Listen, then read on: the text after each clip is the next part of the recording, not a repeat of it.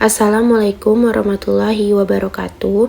Perkenalkan, nama saya Marsha Desti Ardiani dengan NIM 2348201219 dari kelas 5D Farmasi.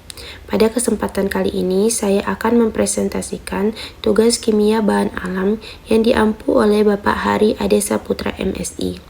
Adapun topik yang akan saya sampaikan adalah alkaloid, glikosida, dan saponin.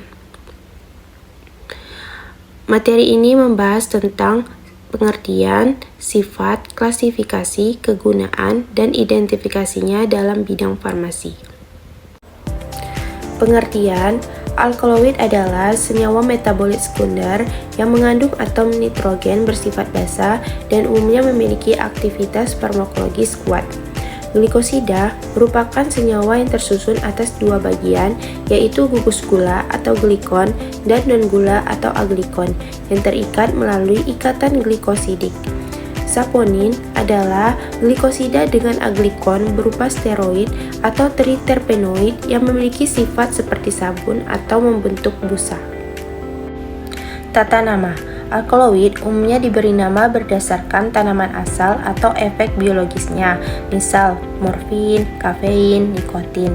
Glikosida penamaan didasarkan pada jenis gula dan aglikon, misal digoksin, salisin. Saponin dinamai sesuai struktur aglikonnya, saponin steroid atau triterpenoid.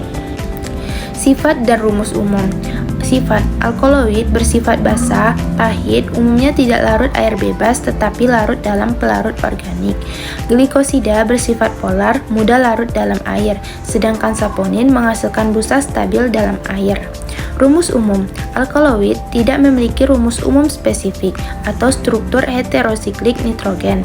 Maksudnya, alkaloid tidak punya satu rumus umum tertentu, tapi cirinya mengandung nitrogen dalam cincin. Glikosida, glikon O aglikon. Artinya, glikosida tersusun dari bagian gula atau glikon yang dihubungkan oleh atom oksigen atau O ke aglikon. Sedangkan saponin terdiri dari aglikon berupa steroid atau triterpenoid ditambah gula.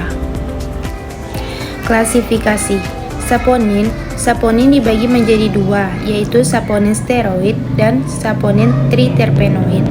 Glikosida diklasifikasikan menjadi glikosida jantung, glikosida antraquinon, dan glikosida cyanogenik.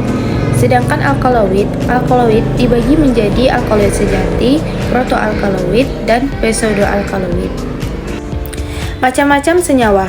Alkaloid merupakan senyawa basa yang mengandung nitrogen dan bersifat aktif secara fisiologis. Contohnya antara lain adalah nikotin, kafein, morfin, dan atropin. Glikosida tersusun dari bagian gula atau glikon dan bagian non-gula atau aglikon. Contohnya digoksin, senosida, rutin, dan amigdalin. Saponin merupakan glikosida yang menghasilkan busa bila dikocok dengan air dan bersifat hemolitik. Contohnya diosgenin dan glisirhizin. Kegunaan. Alkaloid berfungsi sebagai analgesik, antimalaria, anestesi lokal, serta stimulan sistem saraf pusat. Glikosida digunakan untuk terapi jantung, sebagai laksatif atau melancarkan buang air besar, dan bersifat antimikroba. Sedangkan saponin berfungsi sebagai imunomodulator atau mengatur daya tahan tubuh, ekspektoran, membantu keluarnya dahak, anti kolesterol, dan antibakteri. Selanjutnya, biosintesis. Alkaloid disintesis dari asam amino seperti ornitin, lisin, dan tirosin. Glikosida terbentuk melalui pengikatan gula dengan aglikon hasil metabolisme sekunder, sedangkan saponin berasal dari jalur biosintesis terpenoid melalui jalur mevalonat. Reaksi dan identifikasi. Alkaloid diuji menggunakan uji Mayer, uji Dragendorf, dan uji Wagner. Glikosida diuji dengan uji legal dan uji Keller-Liani. Sedangkan saponin diuji menggunakan uji Buwi atau foam test dan uji hemolisis. Isolasi dan analisis struktur. Tahap isolasi meliputi ekstraksi dengan pelarut organik, fraksinasi asam basa untuk alkaloid, serta hidrolisis untuk glikosida dan saponin. Selanjutnya, analisis struktur dilakukan menggunakan spektroskopi UV-Vis, IR, NMR, dan MS. Kesimpulan. Alkaloid, glikosida, dan saponin merupakan metabolit sekunder penting dengan struktur kimia, sifat, dan aktivitas biologis yang beragam.